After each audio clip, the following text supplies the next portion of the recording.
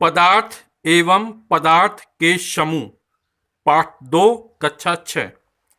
पहला प्रश्न, पदार्थ किसे कहते हैं? उत्तर, पदार्थ वह है जो स्थान घेरता है, जिसमें भार होता है तथा जिसका ज्ञान हम अपनी ज्ञानेंद्रियों की सहायता से कर सकते हैं, जैसे मेज, कुर्सी, बाल्टी, तेल, पानी, हवा आदि। अगला प्रश्न, पदार्थ की कितनी अवस्थाएं होती हैं? उत्तर, पदार्थ की 3 अवस्थाएं होती हैं। पहली ठोस, दूसरी द्रव, तीसरी गैस। अगला प्रश्न, ठोस पदार्थ किसे कहते हैं? वे पदार्थ जिनके आकार व आयतन दोनों निश्चित होते हैं ठोस पदार्थ कहते हैं, जैसे मेज, पत्थर, चाकू, जग, मकान आदि। अगला प्रश्न, द्रव पदार्थ से क्या तात्पर्य है? वे पदार्थ जिनका आकार निश्चित नहीं होता है लेकिन आयतन निश्चित होता है द्रव पदार्थ कहलाते हैं, जैसे जल, दूध, पेट्रोल, डीजल, तेल आदि। अगला प्रश्न, द्रव पदार्थ के कोई 4 गुण लिखिए। तो इसका उत्तर है, पहला, द्रव पदार्थ का आकार निश्चित नहीं होता है लेकिन आयतन निश्चित होता है। दूसरा, ठोस पदार्थों की तुलना में द्रव के अणु एक दूसरे से दूर दूर होते हैं।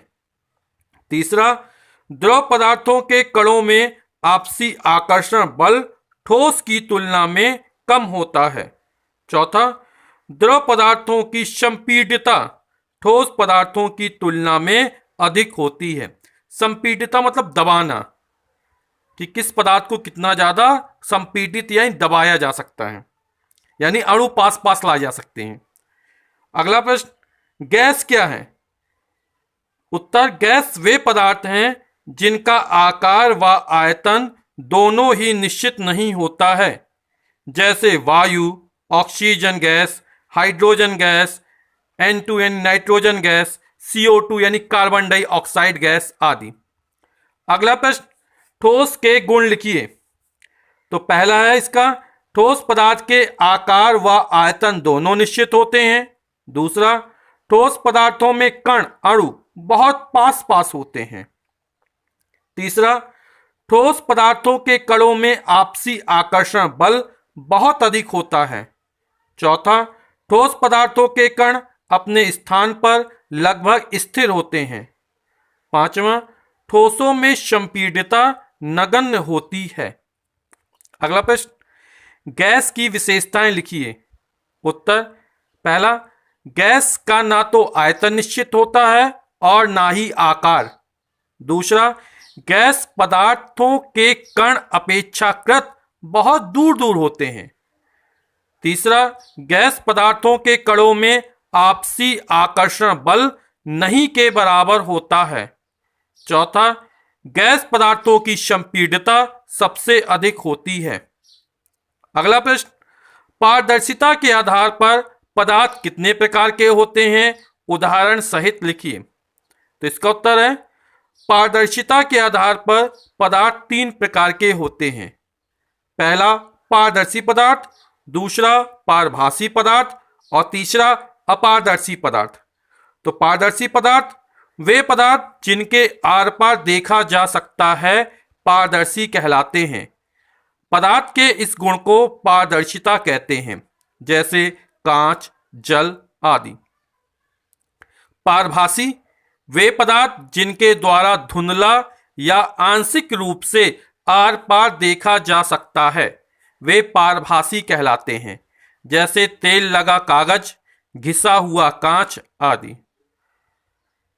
फिर अपारदर्शी वे पदार्थ जिनके आर पार प्रकाश नहीं देखा जा सकता है, अपारदर्शी कहलाते हैं, जैसे लकड़ी, कागज आदि। अगला प्रश्न, विलेय पदार्थ किसे कहते हैं? उत्तर, किसी द्रव में घुलने वाले पदार्थों को घुलनशील या विलेय पदार्थ कहते हैं। जैसे शक्कर पानी में घुल जाती है तब शक्कर विलेय पदार्थ है। अगला प्रश्न, अविलेय पदार्थ किसे कहते हैं? उत्तर, किसी द्रव जैसे पानी में न घुलने वाले पदार्थ को अघुलनशील या अविलेय पदार्थ कहते हैं। अगला, किसी पदार्थ के निर्माण की मौलिक इकाई क्या होती है? उत्तर, परमाणु। अगला प्रश्न, परमाणु किसे कहते हैं? उत्तर, किसी पदार्थ का वह सूक्ष्मतम कण जो स्वतंत्र अवस्था में नहीं रह सकता परंतु रासायनिक अपक्रियाओं में भाग लेता है, परमाणु कहते हैं। अगला प्रश्न, परमाणु के अवयवी कणों के नाम लिखिए। उत्तर, इलेक्ट्रॉन, प्रोटॉन, न्यूट्रॉन। अगला प्रश्न, अणु किसे कहते हैं? उत्तर, परमाणुओं से मिलकर अणुओं का निर्माण होता है, अक्रिय गैसों को छोड़कर, क्योंकि अक्रिय गैसें किसी से भी क्रिया नहीं करती हैं। ये स्वतंत्र अवस्था में रह सकते हैं लेकिन रासायनिक अपक्रिया में भाग नहीं लेते हैं। अगला प्रश्न, चुंबकीय तथा अचुंबकीय पदार्थ से आप क्या समझते हो? उत्तर, चुंबक जिन पदार्थों को चिपका लेता है अर्थात अपनी ओर आकर्षित करता है वे चुंबकीय पदार्थ कहलाते हैं तथा जिन पदार्थों को आकर्षित नहीं करता है वे अचुंबकीय पदार्थ कहलाते हैं। अगला प्रश्न, 3 चुंबकीय पदार्थों के नाम लिखिए। उत्तर, लोहा, निकेल और कोबाल्ट। अगला प्रश्न, पदार्थों के वर्गीकरण से क्या तात्पर्य है? उत्तर, पदार्थों को उनके सामान्य लक्षणों के आधार पर अलग अलग समूहों में व्यवस्थित करने की क्रिया को वर्गीकरण कहते हैं। अगला प्रश्न, पदार्थों का वर्गीकरण किस आधार पर किया जा सकता है? उत्तर, पदार्थों का वर्गीकरण उसके आकार, बनावट, विलेयता, पारदर्शिता, कठोरता, चुंबकत्व आदि के आधार पर किया जा सकता है। अगला, क्या कारण है कि द्रव पदार्थों की आकृति निश्चित नहीं होती है? उत्तर, द्रव के अणु दूर दूर स्थित होते हैं तथा इनके अणुओं के बीच आकर्षण बल कम होता है। इस कारण से द्रव पदार्थों की आकृति निश्चित नहीं होती है। अगला प्रश्न, एक प्रयोग बताएं जिससे स्पष्ट होता है कि पदार्थ स्थान घेरता है। उत्तर, एक गुब्बारा लेकर उसमें फूंक मारकर हवा भरते हैं। हवा के भरने पर गुब्बारा फूलने लगता है अर्थात स्थान घेरने लगता है। इससे स्पष्ट होता है कि पदार्थ स्थान घेरता है। अगला प्रश्न, किसी पदार्थ को ठोस अवस्था से द्रव अवस्था तथा द्रव अवस्था से ठोस अवस्था में कैसे बदला जा सकता है? उत्तर, किसी पदार्थ के ताप में परिवर्तन करके उसकी अवस्था में परिवर्तन किया जा सकता है। जैसे पदार्थ की ठोस अवस्था को गर्म करने पर वह द्रव अवस्था में तथा द्रव अवस्था को ठंडा करने पर वह ठोस अवस्था में बदल जाती है। बर्फ ठोस, ऊपर वाला तीर का निशान, यदि गर्म करेंगे तो जल बन जाएगा और जल यानी द्रव है उसको ठंडा करेंगे तो फिर बर्फ या ठोस में बदल जाएगा। अगला प्रश्न, पदार्थ की उस अवस्था का नाम लिखिए जिसमें पदार्थ का आयतन और आकृति दोनों निश्चित होते हैं। तो निश्चित रूप से पदार्थ की वह अवस्था ठोस अवस्था है।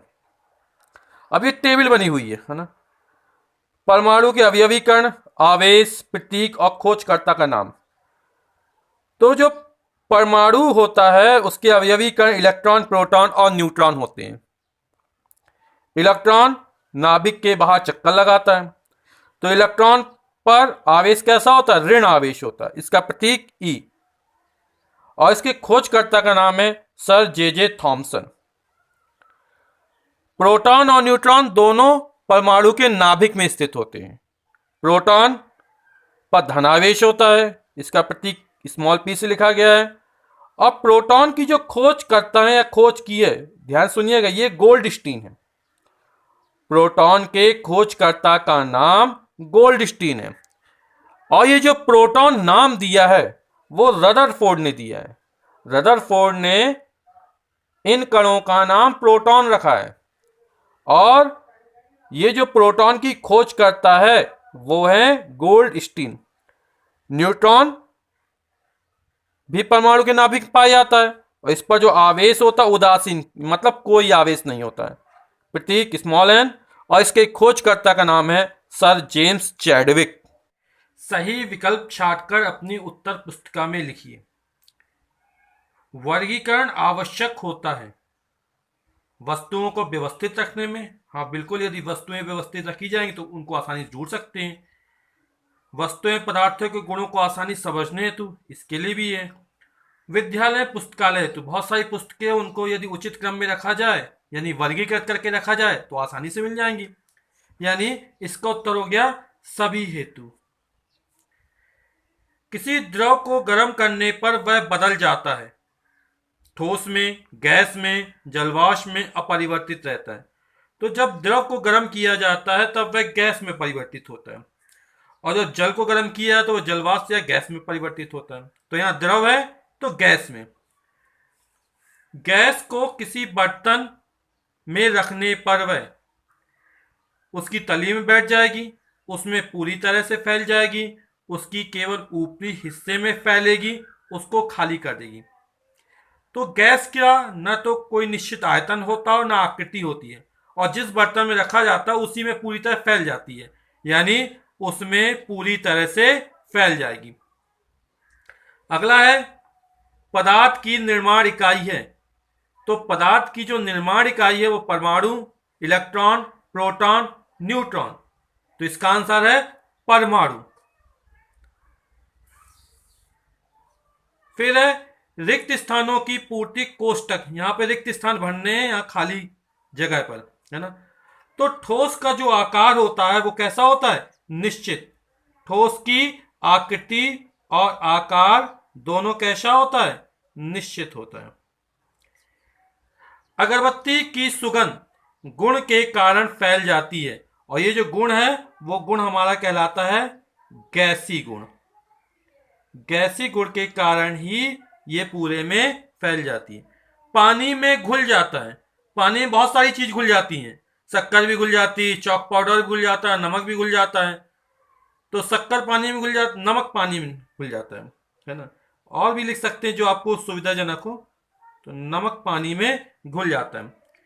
पदार्थ का वह सूक्ष्मतम कण जो स्वतंत्र अवस्था में रह सकता है ना, इसको बोलते हैं अणु, और ये रासायनिक क्रियाओं में भाग नहीं लेता है।